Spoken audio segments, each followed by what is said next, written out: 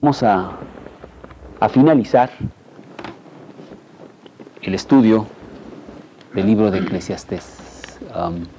Nunca pensé que lo iba a poder predicar, es un libro difícil, pero pues Dios nos ha dado la constancia para hacerlo y hoy terminamos la última porción, ciertamente la más bonita, en el contexto. Inclusive estaba yo leyendo por ahí que fue una de las razones básicas del por qué el Eclesiastés está considerado como un libro inspirado por Dios e incluido en el canon de la Biblia.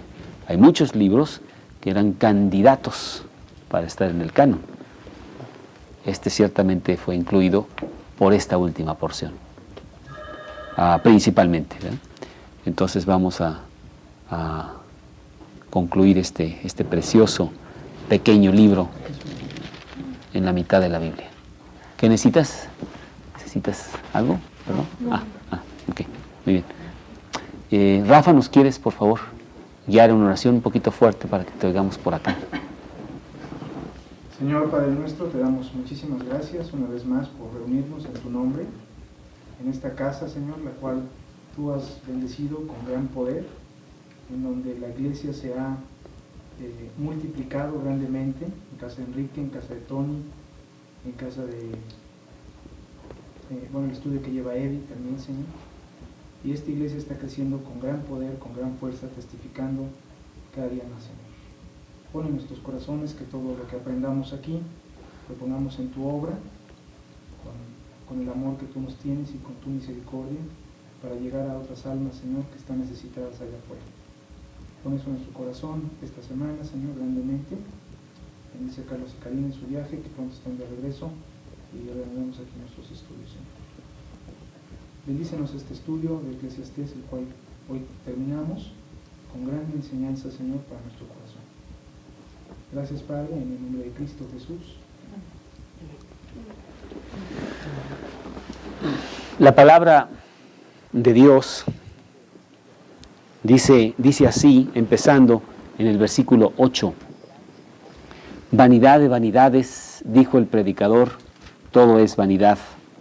Y cuanto más sabio fue el predicador, tanto más enseñó sabiduría al pueblo, e hizo escuchar, e hizo escudriñar y compuso muchos proverbios. Procuró el predicador hallar palabras agradables y escribir rectamente palabras de verdad. Las palabras de los sabios son como aguijones y como clavos hincados son las de los maestros de las congregaciones, dadas por un pastor. Ahora, hijo mío, a más de esto, sé amonestado. No hay fin de hacer muchos libros, y el mucho estudio es fatiga de la carne. El fin de todo el discurso oído es este: teme a Dios y guarda sus mandamientos, porque esto es el todo del hombre. Porque Dios traerá toda obra a juicio, juntamente con toda cosa encubierta, sea buena o sea mala. Eclesiastés es el libro de Salomón, en donde Salomón ha sido honesto con nosotros. Yo creo que hay personas que se pueden dar el lujo de públicamente dudar. Físicos, filósofos, escritores, pero ciertamente no un predicador. Sería un escándalo que el predicador dudara, cuando menos públicamente. Pero queremos entender que Salomón es un hombre, como yo soy un hombre, como cada uno de nosotros somos humanos. Y por lo tanto, podemos en un momento dado dudar, tener nuestras dudas, tener nuestras bajas, como tú dijiste, de haber tenido una la semana pasada, y eso no debe ser escandaloso. Salomón nos enseña que no es escandaloso. Él ha sido honesto a través de todo el libro en su apreciación. Él ha tratado, acá hay 2 sillas listas para nuestros invitados.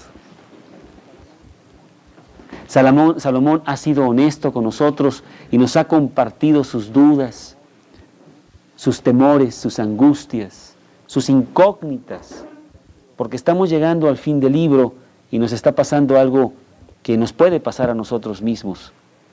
Del lugar de donde Salomón empezó, está acabando. ¿Te acuerdas que el libro, acá en el capítulo 1, si nos vamos al capítulo 1 de Eclesiastés,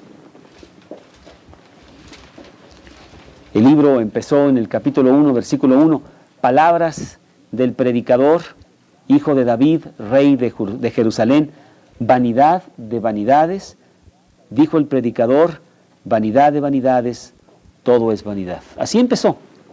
Ese fue el tema a desarrollar. Bueno, después de 12 capítulos, está terminando igual. Versículo 8, vanidad de vanidades, dijo el predicador, todo es vanidad. Y con gran honestidad, Salomón nos dice, ¿sabes qué? No llegué a ningún lado. Fui como la pequeña ardilla que dentro de una rueda corría y corría y corría y corría, y después de no sé cierto tiempo, no sé cuántos años fueron en este viaje desesperado de Salomón por encontrar el significado de la vida sin Dios, cansado, dice, no avancé nada, estoy igual. Su tema ha sido la fragilidad de las cosas mortales. Habló de muchas cosas, inclusive se puso a observar la vida, sus injusticias, sus crueldades. No hay avance. Su insatisfacción en esas cosas mortales. Porque precisamente estaba escribiendo Eclesiastés porque estaba insatisfecho a pesar de ser el rey Salomón, con toda su pompa, con toda su sabiduría, con toda su riqueza. Y la imposibilidad de que todas estas cosas nos den seguridad o nos den felicidad. Y lo han dejado ciertamente sin respuesta y sin salida, sin aliento. Y por eso concluye todo el libro, vanidad de vanidades, dijo el predicador, todo es vanidad. Nos podría recordar otro pasaje acá en el libro de Mateo, capítulo 16, 26, el primer libro del Nuevo Testamento, el libro de Mateo, capítulo 16, 26.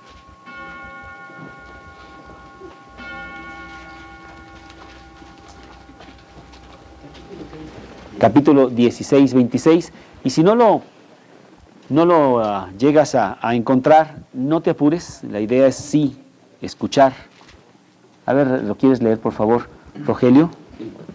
Porque ¿qué aprovechará al hombre si ganare todo el mundo y perdiere su alma? ¿O qué recompensa dará el hombre por su alma? Como que Salomón mismo está llegando a este punto, ¿de qué me ha servido tener tanto en todos los aspectos si nunca he podido encontrar de qué se trata? Acá cuando regresamos al capítulo 1, versículo 3, que también fue el tema de él, ¿qué provecho tiene el hombre de todo su trabajo con que se afana debajo del sol?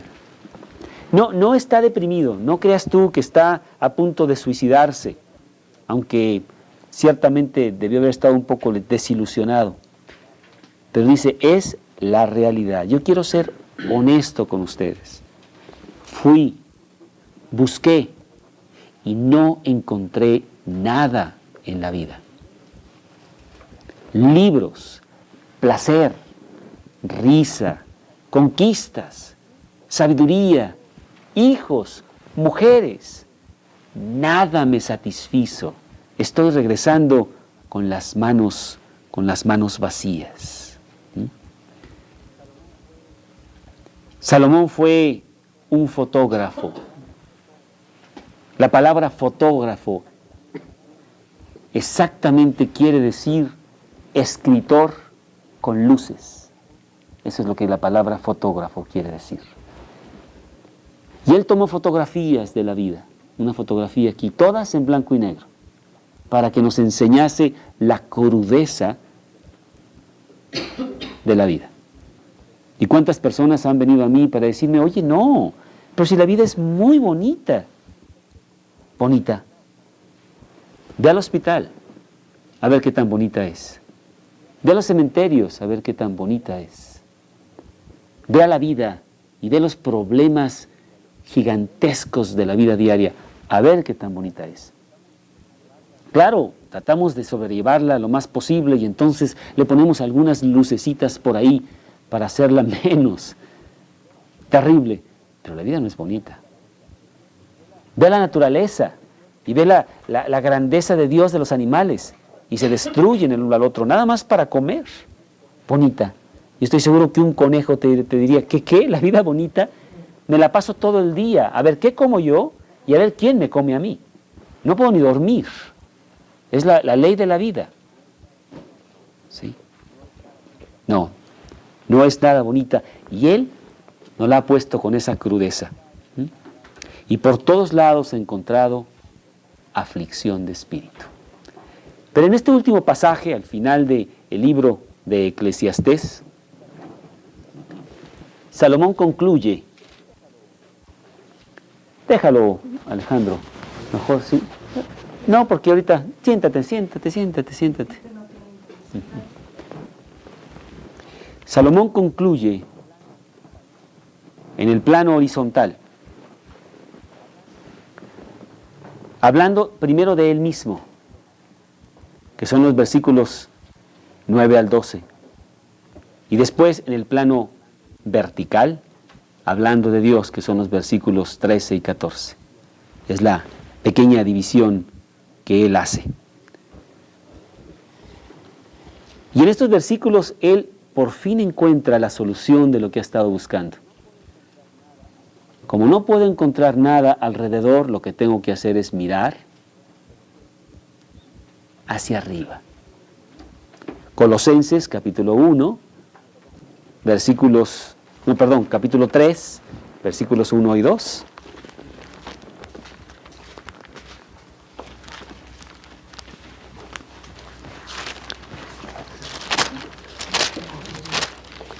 Colosenses, capítulo 3, versículos 1 y 2.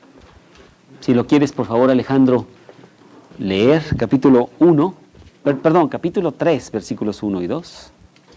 Si pues habéis resucitado con Cristo, buscad las cosas de arriba, donde está Cristo sentado a la diestra de Dios.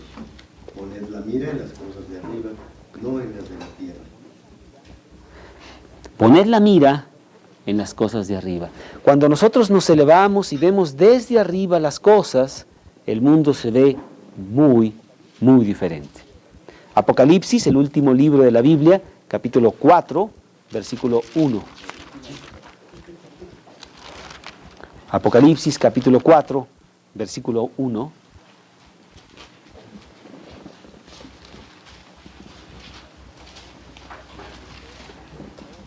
Si lo quieres leer, Alejandro, por favor.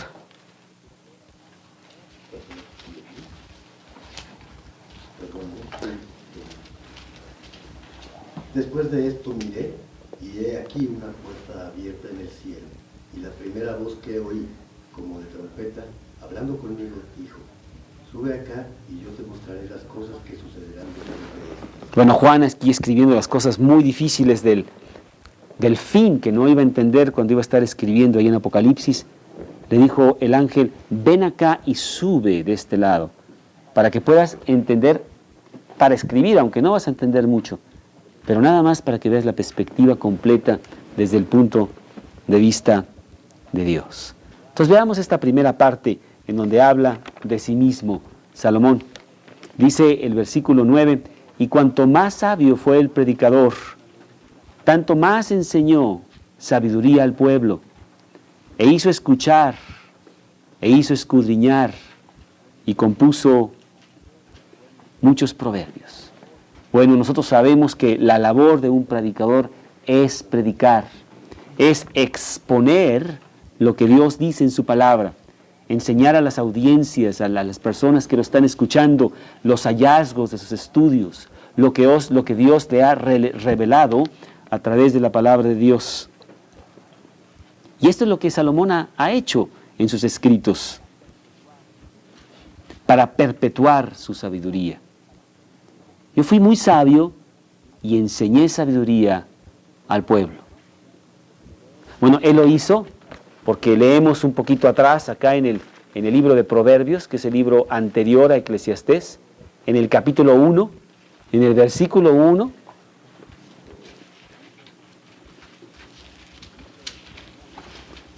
y dice Salomón: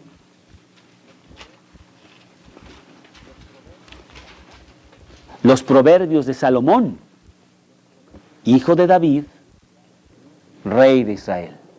El lunes fuimos a un estudio allá en Bosques de las Lomas, como todos los lunes que vamos, y una de las personas está leyendo el libro de los proverbios.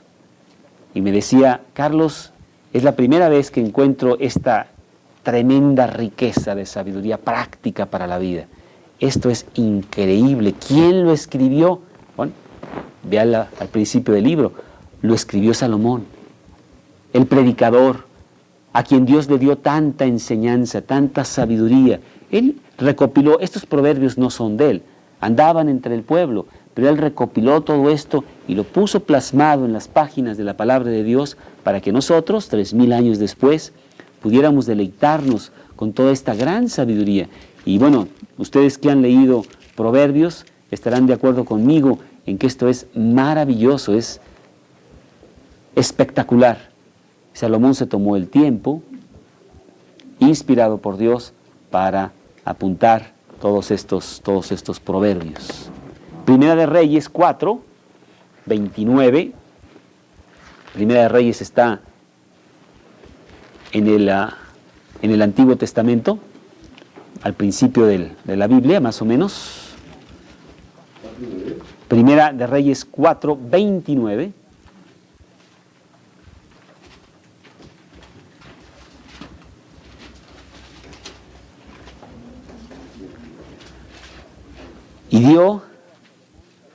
Y Dios dio a Salomón sabiduría y prudencia muy grandes, y anchura de corazón como la arena que está a la orilla del mar.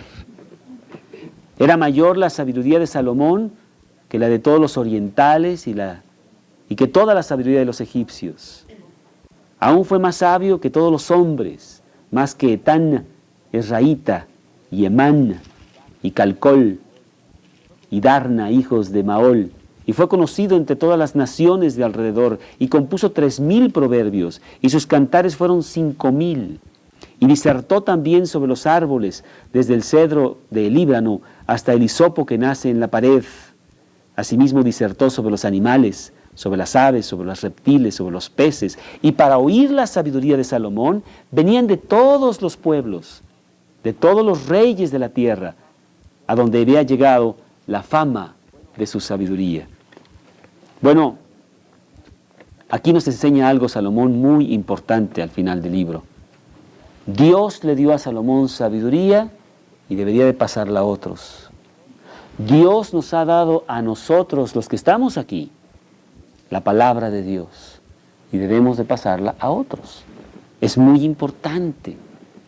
Iría contra los principios más fundamentales de la definición del cristianismo, que yo me guardara tan grande riqueza para mí mismo. ¿Cómo puedes denominarte cristiano si teniendo tanto, ves a tu hermano tener necesidad y no haces nada para ayudarlo? Tenemos una riqueza ilimitada de Dios y es mi responsabilidad, como la fue para Salomón, el predicarle a otras personas. Hay un versículo que está en Mateo 10:32, apúntalo nada más, yo lo voy a decir ya de memoria. Cualquiera pues que me confesare delante de los hombres, yo también le confesaré delante de mi Padre que está en los cielos. Es nuestra gran responsabilidad, pero es un grandioso privilegio el ir y llevar la palabra de Dios a otros que tanto la necesitan, que tienen gran dolor, que tienen tragedias, que inclusive se están suicidando y que necesitan el consuelo de la palabra de Dios. Y nosotros la tenemos. Nosotros tenemos toda esta sabiduría. Yo tengo todo este libro para ir a otras personas y decir, mira, déjame traerte buenas nuevas, el Evangelio de Dios, decirte que sí hay solución para tu vida. Yo soy el predicador y quiero predicarte, exponerte el mensaje de Dios. ¿Pero es el predicador el que está al frente? No es así.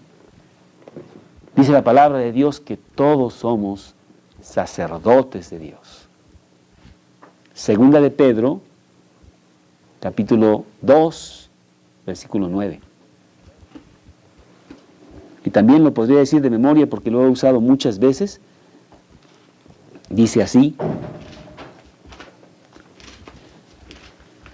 mas vosotros sois linaje escogido, real sacerdocio, nación santa, pueblo adquirido por Dios, para que anunciéis las virtudes de aquel que os llamó de las tinieblas a su luz admirable.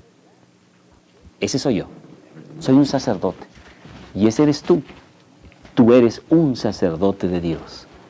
Y nuestro gran privilegio es llevar estas buenas nuevas a los demás. Pablo le decía a Timoteo: predica a tiempo y destiempo. Redarguye, exhorta en todo tiempo. Nosotros debemos estar haciendo esto cuando llueve y cuando no llueve, en sábado, en lunes, en el trabajo, en el camión. Y yo veo a muchas personas que lo hacen, se llevan los folletos y ahí van con las personas y les hablan, les dicen, a veces no hay tiempo para hablarles, pero mira, te regalo este folleto para que tú lo leas, para que tú aprendas el mensaje que Dios tiene para ti. O hablar con él largamente en un café por media hora, 45 minutos y exponerle todo el plan de cómo él puede reconciliarse con Dios, ¿sí? Y todos lo hemos hecho. Y bueno, es un gran privilegio poder hablar con las personas. Por eso me sentía yo mal de no haber podido ir al hospital esta tarde, porque el que gana soy yo, al ir y ayudar a esta persona y consolarlo con la palabra de Dios. El que gana soy yo, ciertamente, ¿sí? Dios quiere pues que nosotros hagamos lo mismo que Salomón nos está diciendo que él está haciendo en este versículo de Eclesiastés. Regresando aquí a Eclesiastés. Cuanto más sabio fui, tanto más enseñé. ¿A quién? Al pueblo, a todos los que se me presentan, a mi vecino, a mi familia, a mis asociados del trabajo, de la escuela. E hice escuchar todo lo que dice Dios. Versículo 10 dice: procuró el predicador hallar palabras agradables y escribir rectamente palabras de verdad. Palabras agradables, dice que procuró hallar. Yo ya no tengo que procurar hallar, yo ya las tengo. Y yo le tengo que citar lo que dice la palabra de Dios. Cuando yo voy a hablar con una persona de Cristo y le empiezo a decir las maravillas que Cristo puede tener para él si lo invita en su corazón y lo hace su Salvador, no le digo lo que yo pienso. Abro la palabra de Dios y le cito los versículos. La palabra de Dios tiene algo especial. Es Dios hablando directamente al hombre. Entonces, tiene un efecto muy, muy especial, que ninguna palabra de oratoria, por maravillosa que fuere, lo pudiera tener de hombre alguno. Palabras agradables, palabras de vida eterna. Cuando los apóstoles estaban con Jesús y Jesús les estaba diciendo lo que significa seguir a Jesús, allí en el capítulo 6 de Juan, Jesús les dijo a los apóstoles: si ustedes quieren, váyanse.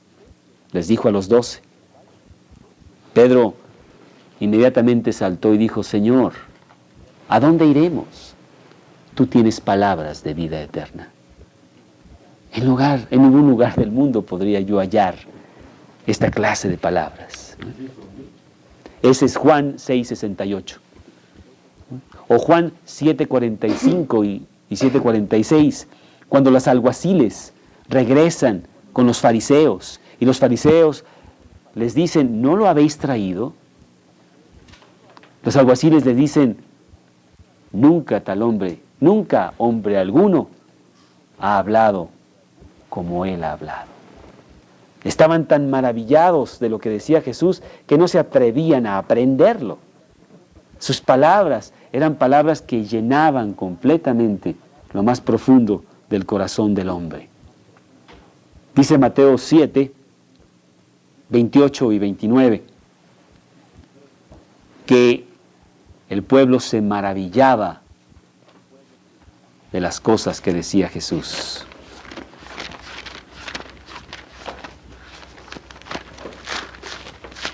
Mateo 7, 28 y 29. Y cuando terminó Jesús estas palabras, la gente se admiraba de su doctrina, porque les enseñaba como quien tiene autoridad y no como los escribas. Cuando tú agarras la palabra de Dios y la empiezas a citar, y le dices a la persona, mira lo que dice aquí, y mira lo que dice acá, hay una gran autoridad, porque es Dios hablando. Y nosotros tenemos ya estas palabras agradables para el hombre. Yo aprendí esto hace muchos años. Tenía yo un mes en Cristo, escasamente estaba yo aprendiendo dónde estaba el Evangelio de Juan, y me tardaba en encontrarlo, pero me habían dicho a mí, y yo lo estaba experimentando, que la palabra de Dios tiene un poder especial. Y me acuerdo que yo iba a hablar con las personas y a veces no tenía versículos que decirles, porque no sabía tanto, ¿no? Pero yo sabía que la palabra de Dios tenía fuerza. ¿Y sabes lo que hacía? Abría la Biblia y le citaba un versículo, no importara cuál fuese. Que a veces no tenía nada que ver con lo que estábamos hablando. Y lo impactaba. Decía, ¿cómo eso dice? Y se lo citaba, ¿verdad? Y bueno, yo no sé, ahí Dios me cuidaba. Pero la palabra de Dios siempre hace el efecto correcto. Tenemos pues que usar la palabra de Dios, conocerla, meditarla, memorizarla, desmenuzarla e ir a enseñarla. ¿Por qué crees tú que aquí tenemos una lista de versículos a memorizar? Ciertamente me ayuda a mí. Pero cuando yo voy con una persona y le cito el versículo, que va perfectamente en acorde con lo que me está preguntando, o aunque no esté más o menos, pero ahí va, se espantan, se admiran. Eso les pasó el sábado. El sábado la señora me hizo una pregunta acerca de Génesis, que dice, bueno, cuando una persona se casa, dejará el hombre su casa y debe de irse con su mujer, pero no debe de olvidarse de sus padres. Se me hace muy mal que en estos tiempos ya los hijos se estén olvidando de los padres. Y le dije, la palabra de Dios dice, honrarás a tu padre y a tu madre, que es el primer mandamiento con promesa. ¿Dónde está ese? Aquí está. Y honrar no quiere decir vivir contigo o estar todavía bajo tu mando, sino honrarte. Entonces, lo uno y lo otro van de la mano. Nomás debemos de tener el balance, debemos entender lo que dice la palabra de Dios. Bueno, se quedó admirada de lo que decía la Biblia, porque la Biblia tiene respuestas para cada una de nuestras cosas.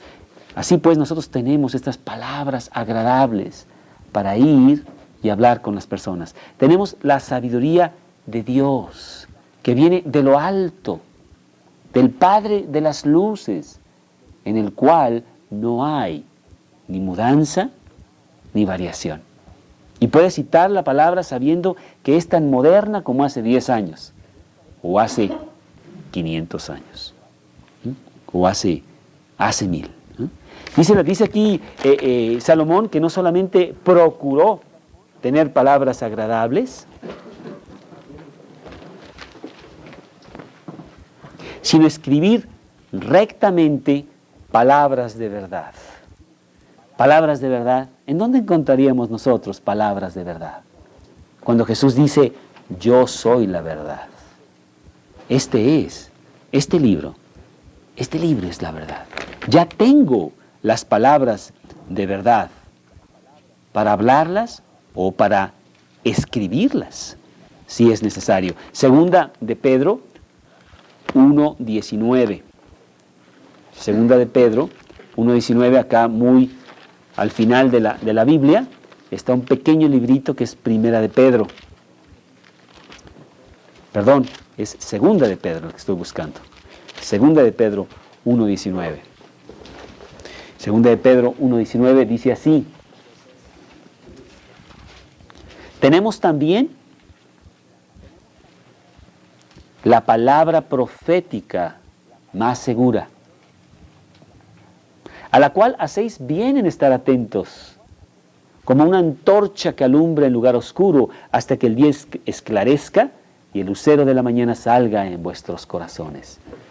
Este libro es una antorcha que alumbra mi corazón y puede alumbrar el corazón de cualquiera.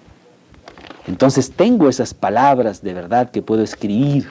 Y aquí 2 o 3 hojas más adelante, en un libro que se llama Primera de Juan, una hoja más adelante, capítulo 1, versículo 3, Juan precisamente se pone a escribir esto. Lo que hemos visto y oído, eso os anunciamos, para que también vosotros tengáis comunión con nosotros. Y nuestra comunión verdaderamente es con el Padre y con su Hijo Jesucristo. Eso es lo que queremos hacer como conclusión de este libro de Eclesiastés, para tenerle un poquito de significado a esta vida loca en la que estamos aquí. Dice la Biblia que no somos del mundo, pero estamos en el mundo, para predicarle al mundo. Traemos pasaportes de un país extranjero. Somos peregrinos y extranjeros. Estamos de paso, de visita, como turistas, en este manicomio, invitando a otros a que pertenezcan a nuestro país, regalando como embajadores que somos pasaportes celestiales, gratis, en el nombre del rey de aquella provincia lejana a la cual pertenecemos y de la cual hablamos a los demás. A veces veo en el periódico los anuncios, ¿verdad? Vente a la embajada de Australia, que si tienes esto y esto y esto, te damos todo para que te vayas a poblar aquel país que está desierto y que necesite ingenieros y esto y lo otro y lo otro, y te daremos tu pasaporte. Inclusive te damos el boleto de avión para que te vayas para allá. Algunos países lo hacen. Nosotros hacemos lo mismo. Pero mejor, porque los que han ido a Australia, tengo un amigo que se fue a vivir a Australia, han regresado y dicen, pues está igual que México. Puros líos. Nosotros decimos, no, el que tenemos nosotros está allá en la provincia del gran rey del universo, atrás de las colinas, más allá del sol. Y se llega solamente a través del corazón. Y es gratis. Ven, déjame explicarte cómo llegar a este maravilloso lugar. Entonces nos está dando un buen consejo Salomón de que llevemos esta sabiduría a los demás. Sería bueno preguntar en este momento si tú en estos días le has hablado a alguien de Cristo. ¿Has tomado el tiempo de tu muy atareado programa de trabajo, que desde las 7 de la mañana hasta las 11 de la noche andas corriendo, yendo y esto y lo otro, ¿verdad? Y en medio de todo eso dices, espérame tantito, necesito ser el buen samaritano. Necesito llevar un poco de vendas y de medicina espiritual a un alma que está tirada por el camino y que necesita curación. Déjame ir, déjame levantarlo, y yo sé que voy a llegar tarde a esto o voy a cancelarlo, pero necesito ir y llevar esto, las palabras de Cristo a otra persona. ¿Lo has hecho tú? Es importante que lo hagamos. El que ganas eres tú. Y eso es lo que nos está diciendo Salomón. Llévalo, proclámalo, grítalo por todos lados.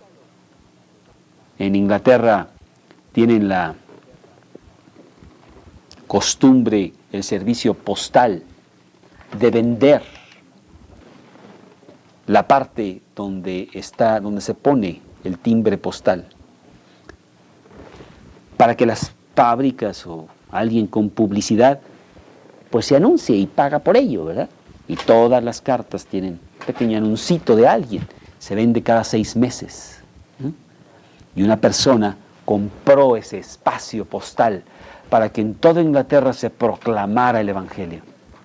Y pusieron ahí, no me acuerdo, algo así como Cristo vive, o Cristo puede ser tu Salvador, en ese espacio de todas las cartas de Inglaterra, por el dinero que eso sea. ¿Y cuántos hay que están haciendo precisamente eso, pagando dinero para hacer Biblias, o yendo a las misiones lejos, a países lejanos, en la selva y no sé cuánto, y llevar el Evangelio a esas personas, o en sus trabajos, proclamando el Evangelio? ¿Qué estás haciendo tú para hacer lo mismo? Unos me dicen, es que yo no sé tanto como para estar hablando de Cristo. Sabes muchísimo. ¿Has leído el Evangelio de Juan? Entonces sabes muchísimo. ¿Has visto el cambio de tu propia vida? Entonces sabes muchísimo. No sé si te ha tocado que vas con una persona y le dices, oye, quisiera regalarte este folletito. Ha cambiado mi vida. Y te dicen, ¿de veras? ¿A poco? Y se echan a la bolsa, ¿verdad? No sé si es una reacción natural de decir, ¿de veras? O están impactadísimos de que, oye, ¿esto realmente dice algo? Porque recojo tantos folletos por todos lados. No dicen nada. Los vuelvo a tirar. Ciertamente es maravilloso llevar el Evangelio a otras personas. Versículo 11. Las palabras de los sabios son como aguijones. Y esta palabra siempre no la entendía, pero hoy la entendí. El aguijón era un palo con una punta de metal que se usaba para arriar a los bueyes a que hicieran su trabajo. Se encuentra aquí en Jueces capítulo 3, 31. Mira, que también, ahora que lo vi, ahí tengo una interrogación en ese versículo de Jueces 3, porque no entendí. Jueces 3, 31. Es el 7º libro de la Biblia, el libro de Jueces.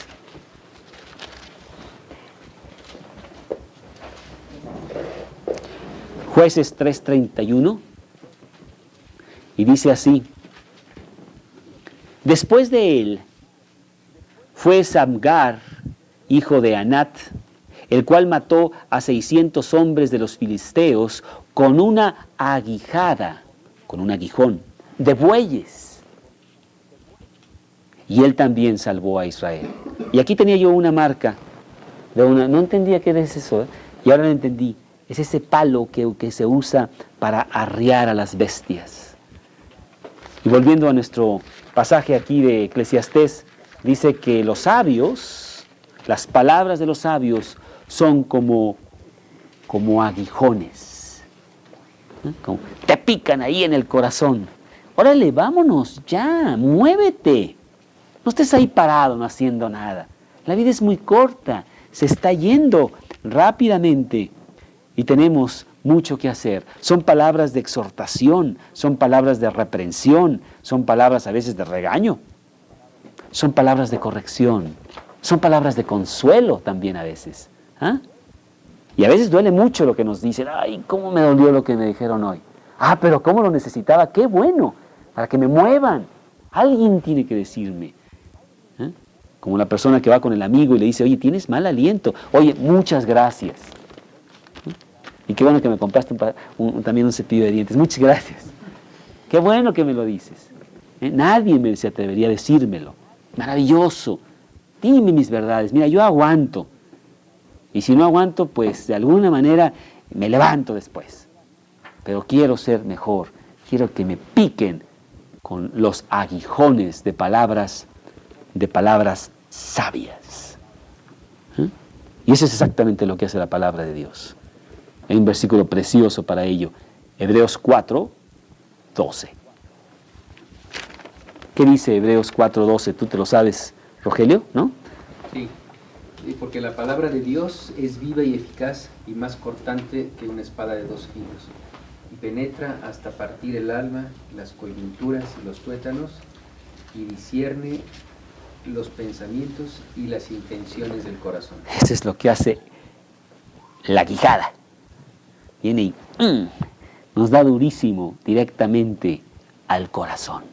Es como una espada de dos filos. Penetra, quita todos los matorrales, todas las excusas, todas las manipulaciones y mentiras que traemos ahí, ¿verdad? Y llega directamente al corazón. Y ahí nos enfrenta a la realidad de nuestra torpeza, de nuestra falta de sabiduría, de nuestra necedad. Y nos dice, ya despierta, ya. Basta, son muchos años de estarte haciendo tonto. Muévete. Nos falta poco para llegar a la eternidad. Estas son las palabras de los sabios como aguijones, las del predicador, las que lleva la palabra de Dios por todos lados. Como este hombre, David Hume, algunos a lo mejor lo reconocen, un gran filósofo del siglo, ¿qué será? 16 o 17. Y él era ateo. Y él se levantaba a las 6 de la mañana, a ir muy lejos, a oír a un gran predicador allá en Inglaterra, poderoso. Se llamaba Jorge Whitefield, que fue muy famoso por la manera como él predicaba a las 6 de la mañana. Y se llenaba aquel lugar, ¿verdad? Y un día alguien reconoció a David Hume, ¿verdad? Y dijo, tú vas a oír las predicaciones. ¿A poco tú te crees eso? Dijo, yo no. Pero la persona que está ahí sí se las cree. Y por eso lo voy a oír. Era teoría. Y muchas personas así nos admirarían a nosotros, ¿verdad? Yo no creo lo que tú dices, pero admiro grandemente las convicciones tan fuertes que tú tienes. Quizá algún día yo pueda creer como tú. ¿Eh? Me lo han dicho, y te lo han dicho a ti también. Y nosotros decimos, pues puede ser hoy, ¿para qué te esperas, verdad? Yo no sé si David Hume después vino a ser cristiano ante la predicación del señor Whitefield. Yo creo que hasta los árboles se hacían cristianos, porque además predicaba, era un hombre que predicaba tan fuerte que se llenaba y predicaba a campo traviesa, ¿verdad? Porque no había lugar para tanta gente. Él nomás se paraba ahí en un podio y era un hombre, parece ser muy corpulento, gordito, ¿verdad? Y traía un vocerón y nomás salía todo aquello, ¿verdad? Y muy fuerte predicador. Y fue uno de los grandes predicadores de Inglaterra. Sus palabras eran como aguijones. Dice aquí la palabra de Dios, como clavos hincados son los maestros de las congregaciones. Y es que la palabra de Dios tiene además el hecho de ser un clavo.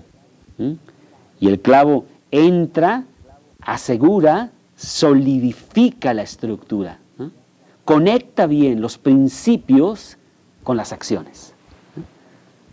Cuando agarras dos tablas, ¿verdad? Y quieres que estén bien firmes, y bueno, no solamente metes un clavo, metes todo un tornillo grande, para que quede bien afianzado. Y eso es lo que la palabra de Dios hace. Hace que tengamos congruencia entre lo que pienso y lo que hago, que sea una misma cosa. Efesios 4:14.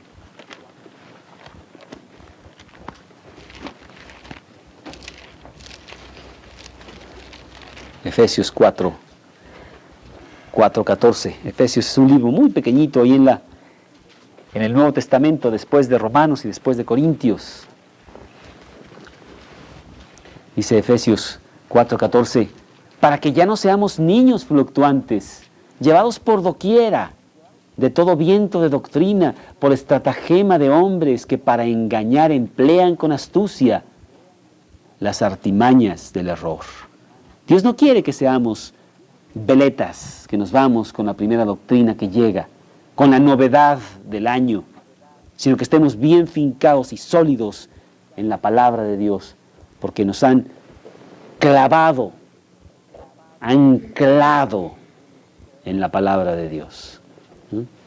Y dice aquí el predicador en Eclesiastés, en este versículo 11, dadas por un pastor. ¿De qué pastor estaba hablando? Sino de Dios mismo.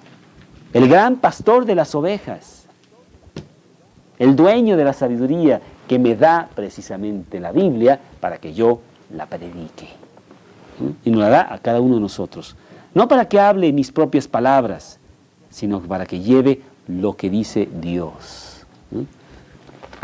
Hebreos 13, 20 y 21. Acá atrás otra vez, muy cerca del fin de la Biblia, el libro de Hebreos, capítulo 13, 20 y 21.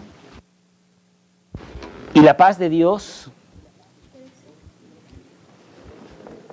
Hebreos 13, 20 y 21. Y el Dios de paz que resucitó de los muertos a nuestro Señor Jesucristo, el gran pastor de las ovejas, por la sangre del pacto eterno, os haga aptos en toda buena obra, para que hagáis su voluntad, haciendo Él en vosotros lo que es agradable delante de Él por Jesucristo, al cual sea la gloria por los siglos de los siglos. Amén.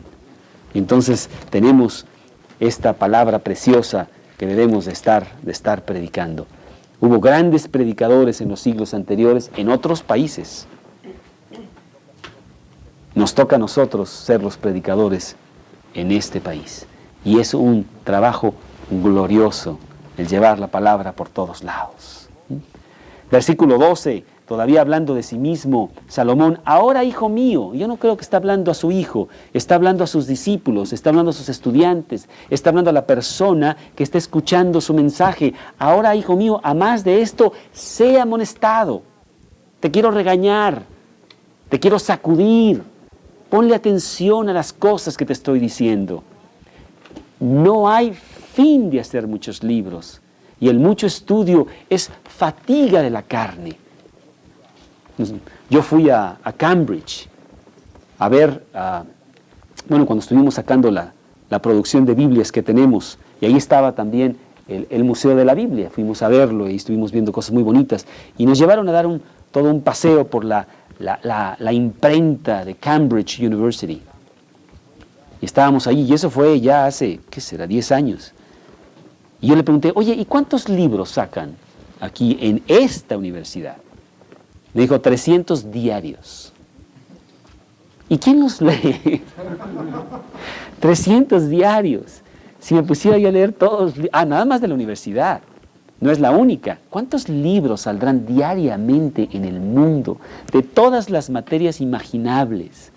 Y bueno, de cosas muy importantes, muy bonitas, muy estimulantes. Y dice el predicador, no hay fin de hacer muchos libros.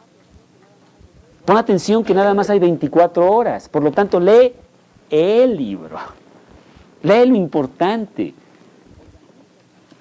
organízate para que tú sepas ponerle prioridad a las cosas. Busca las cosas de vida eterna, las que van a traer fruto para aquel día, no para el día de hoy.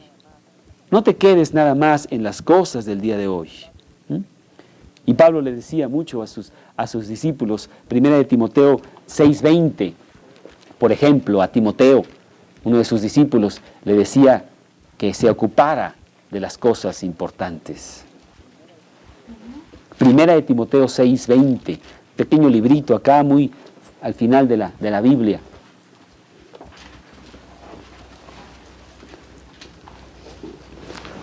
Oh Timoteo, guarda lo que se te ha encomendado, evitando las profanas pláticas sobre cosas vanas y los argumentos de la falsamente llamada ciencia.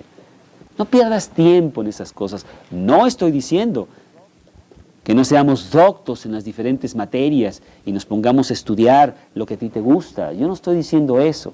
Al contrario, es muy importante que nosotros usemos lo que Dios nos dio, que es el cerebro. Y si te gusta, y que la lectura, el leer, debe ser algo importante para tu vida. Es una tragedia terrible para ponerse a llorar de que en este siglo el hombre haya sacado ese instrumento diabólico que se llama la televisión. Buenos motivos, malos resultados. Ahora nomás veo los monitos ahí, ¿verdad? Y alguien que no conozco me dice su filosofía y yo me la trago. Y además, ni siquiera su filosofía, su basura, porque eso es todo lo que hay en la televisión. ¿Cuántos libros has leído este año? ¿Uno quizá? Vas en la mitad de uno, bueno, vas de gane, porque la mayoría ni siquiera eso. Se pasan 4 horas diarias enfrente de la televisión. ¡Terrible! Mejor ponte a leer. Lo mismo, si quieres lo mismo que dice la televisión, sacarás más, porque cuando menos tendrás que ponerte aquí la imagen de lo que dice el Señor en lugar de que te la pongan ya dada en la televisión. El mejor programa de la televisión es cuando está apagada, porque entonces puedes sacar un libro y te puedes poner a leer. Yo no estoy diciendo, a mí me encanta leer, yo leo mucho. Karina sabe que a veces tengo 6, 4, 5 libros al mismo tiempo y ahí voy leyendo pedacitos, ¿verdad? Porque tengo muchos y tengo una lista de espera muy grande. Me gusta mucho leer. Pero Dios dice, cuidado, hay muchos libros. Que no te vayas con la finta y pierdas lo importante. La palabra de Dios es lo más importante. Lo que dice Dios, su mente. Y además, bueno, en estos días que hemos estado viendo estudios sobre la reforma que hubo en el siglo XVI entre la iglesia establecida y los protestantes que protestaron, bueno, yo he estado encantado de estar viendo todo aquello.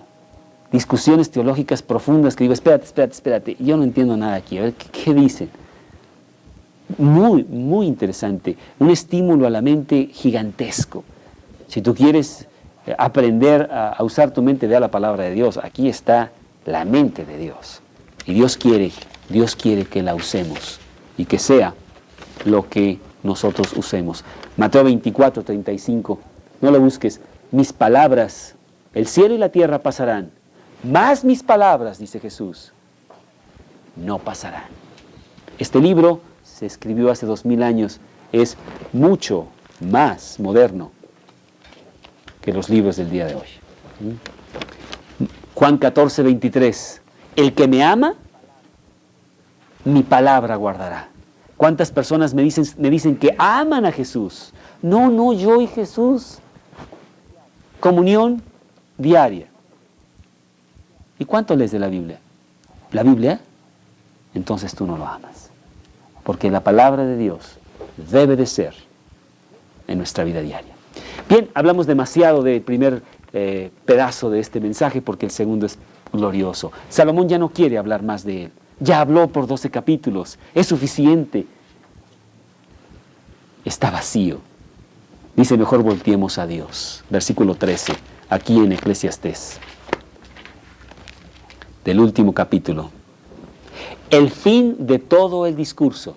¡Ah, qué bien, Salomón! Ahora sí estás conmigo. Estamos ya en la misma onda. El fin de todo el discurso oído es este.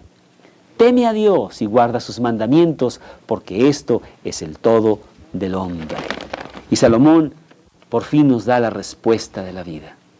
Después de todo lo que dije, después de todo lo que he estado observando, después de todo este viaje desesperado de encontrar significado a esta vida loca, regreso al punto de que el fin del hombre es conocer a Dios y glorificarlo.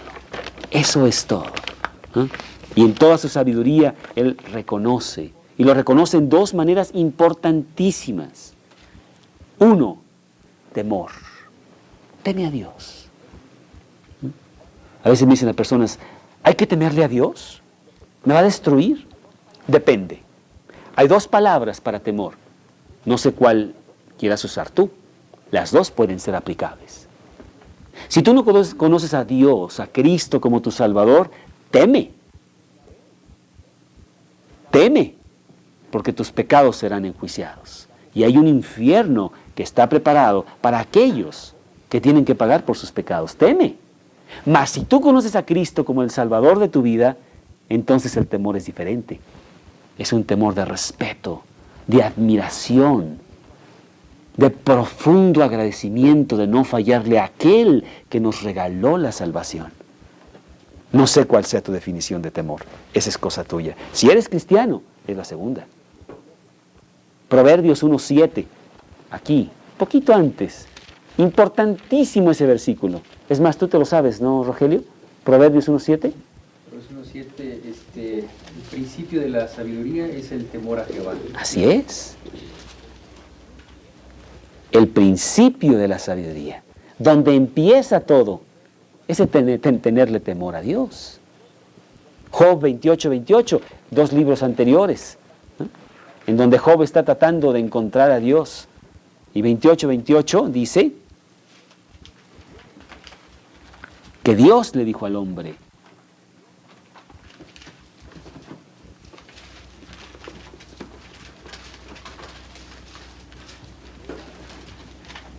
he aquí que el temor del Señor es la sabiduría y el apartarse del mal, la inteligencia. Entonces nos está dando una clave tremenda Salomón. Teme a Dios, es bueno, es saludable. ¿Eh? Yo temía a mi padre. Conocí su mano de atleta gigante 2 o 3 veces, ¿no? Cuando me llevaba al baño y me disciplinaba porque yo había hecho algo mal. Pero yo lo temía no por eso. Yo admiraba a mi padre, su disciplina, su lucha por la vida. Él era un bolero en las calles de Monterrey cuando era chico. Y se levantó solo y esto y lo otro, llegó a ser gerente de un banco, etc. Y él tenía una fuerza, no tenía la palabra de Dios, pero tenía algunos principios de la palabra. Conoció la palabra de Dios muy tarde en su vida, antes de morir, y está en el cielo, gracias a Dios. Y él me enseñó el temor, él me hizo que yo lo temiera. Y era un gran amigo mío, pero cuidado, me decía, cuidado y pienses que la amistad te hace que traspases ciertos límites de la casa. No. Me acuerdo cuando yo tenía 18 años, que se me ocurrió por primera vez y única en mi vida, que fui a una pequeña fiestecita y realmente no hice nada malo, pero nos pasamos ahí cotorreando y los chistes y cuánto, eran todos los muchachos ahí en Mexicali, y llegué a mi casa a las 9 de la mañana. Mis cosas estaban en la puerta. Y mi madre tuvo que abogar con mi padre para que me dejara entrar. Pero se tardó 2 días. Porque me dijo mi padre: este no es un hotel, aquí a las 9 de la mañana no es hora de llegar, quiere decir que usted ya se fue, ya no vive aquí, adiós. Y no se me olvidó jamás, nunca más llegué tarde, no, pero para nada. Temor a Dios, ¿sí? Y la otra cosa que nos dice aquí, teme a Dios, guarda sus mandamientos, porque el temor nos hace obedecer. Una palabra también muy importante. Hay que obedecer. Es bueno obedecer. Las personas obedientes son las personas felices. Yo obedezco, no pasa nada. No me importa. Lo hago y ya. 2 cosas preciosas que nos da Salomón. Y él lo aprendió también de la palabra de Dios. Deuteronomio 6, 5º libro de la Biblia. Deuteronomio 6, capítulo 1 al 4.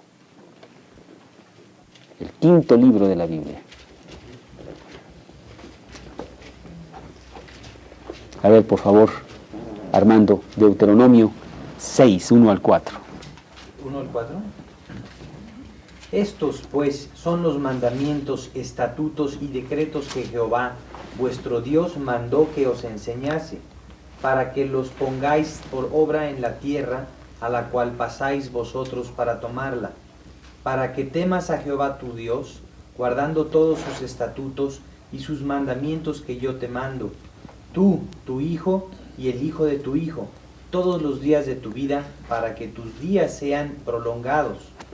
Oye, pues, oh Israel, y cuida de ponerlos por obra, para que te vaya bien en la tierra que fluye leche y miel, y os multipliquéis, como te ha dicho Jehová, el Dios de tus padres. Oye, Israel, Jehová nuestro Dios, Jehová uno es. Que obedezcamos, porque obedeciendo, y son las 2 cosas que nos dice, ese es el fin del hombre, ese es el todo del hombre. Y sabes que los mandamientos de Jehová, dice la palabra de Dios, no son gravosos. Cuando nosotros queremos agradar a Dios, sus mandamientos son un placer, no son una carga, Y no lo digo yo, lo dice la palabra de Dios en 1 de Juan, capítulo 5, 3. Allá al final de la Biblia, muy cerca del final, está el pequeño librito de 1 de Juan, en el capítulo 5, versículo 3.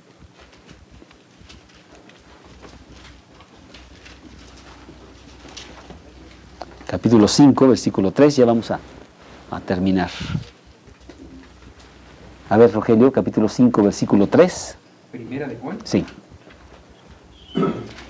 Así. Pues este es el amor a Dios, que guardemos sus mandamientos, y sus mandamientos no son gravosos. No, para nada.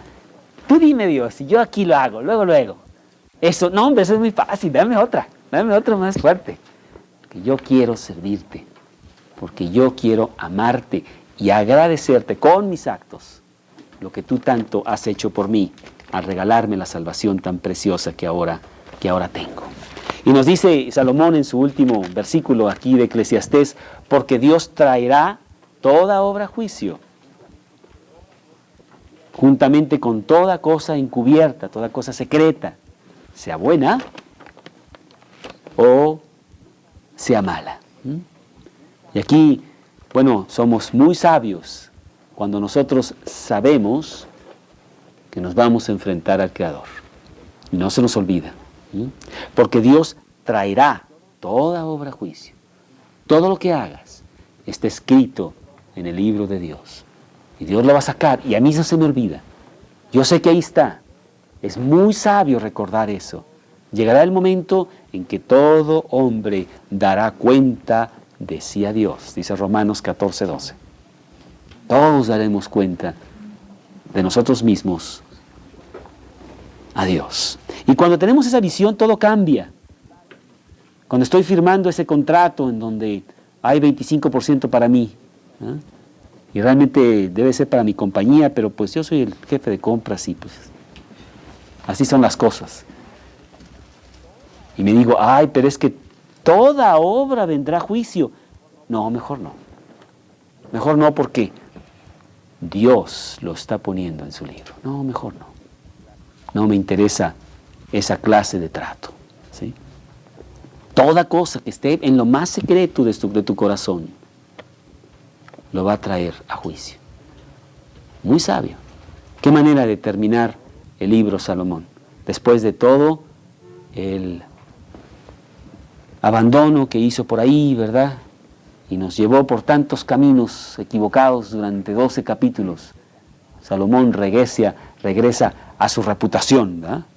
El gran sabio Salomón nos está dando mucha sabiduría. Teme a Dios, guarda sus mandamientos. Eso es el todo del hombre. Dios traerá a juicio todo lo que tú hagas. No me importa cuán secreto está. Sea bueno o sea malo, Dios lo juzgará. Con eso terminamos el libro de Eclesiastés.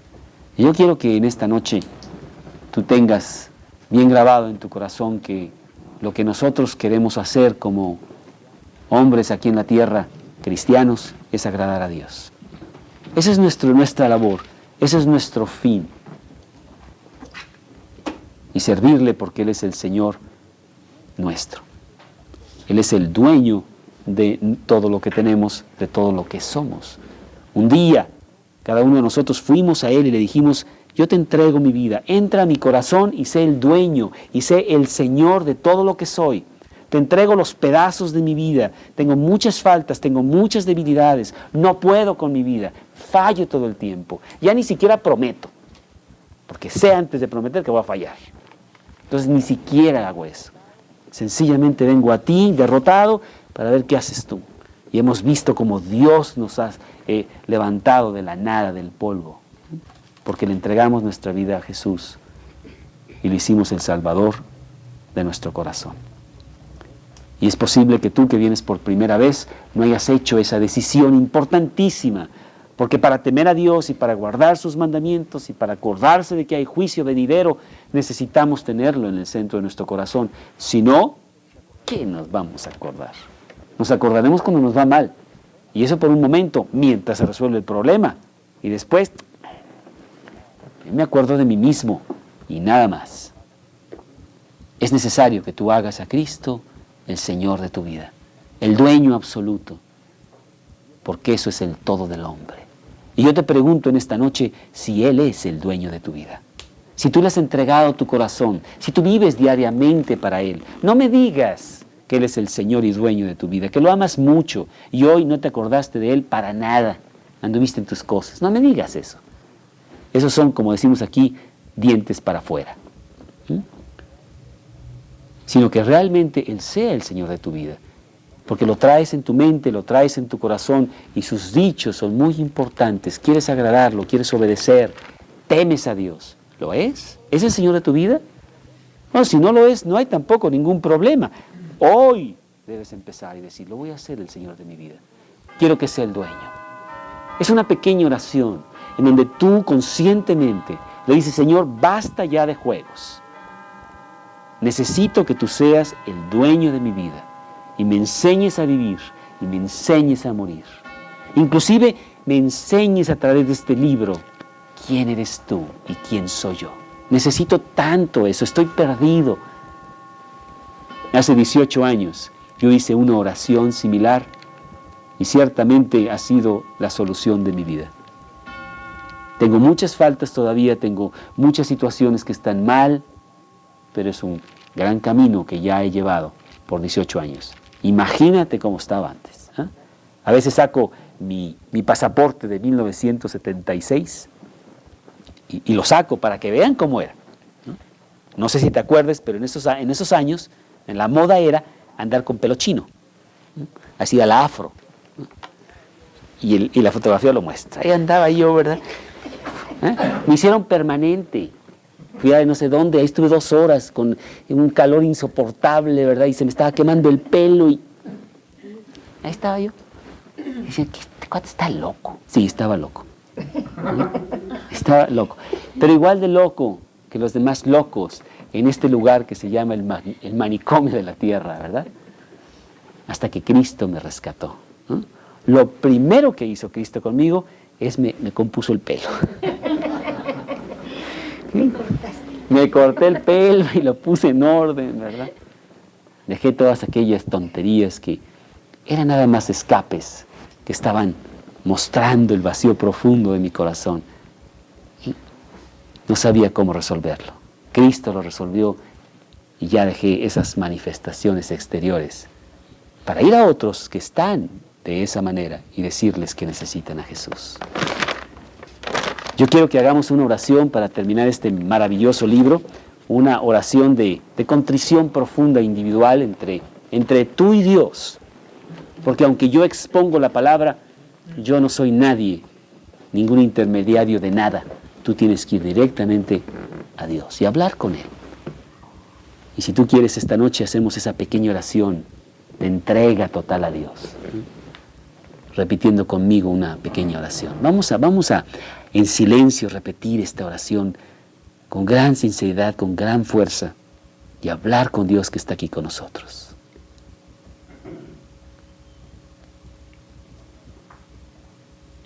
Señor, yo soy un pecador. Yo tengo muchas debilidades. Muchas cosas que están mal.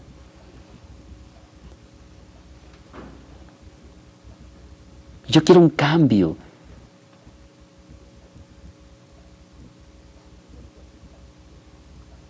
Yo vengo a ti esta noche para que tú me lo des.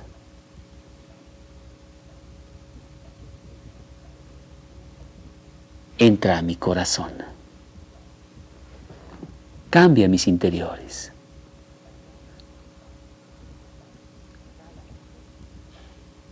Regálame esa vida eterna que tú prometes.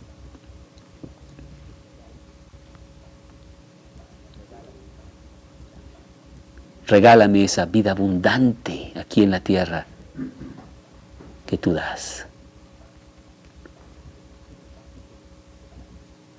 Yo lo necesito desesperadamente. Hazlo en mi vida, entra a mi corazón ahora mismo.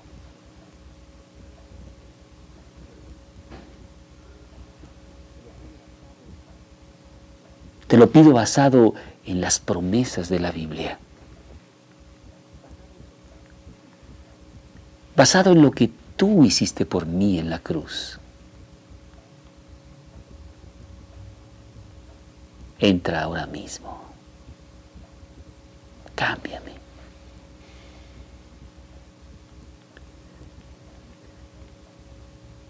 Te lo pido en el nombre de Cristo Jesús. Amén.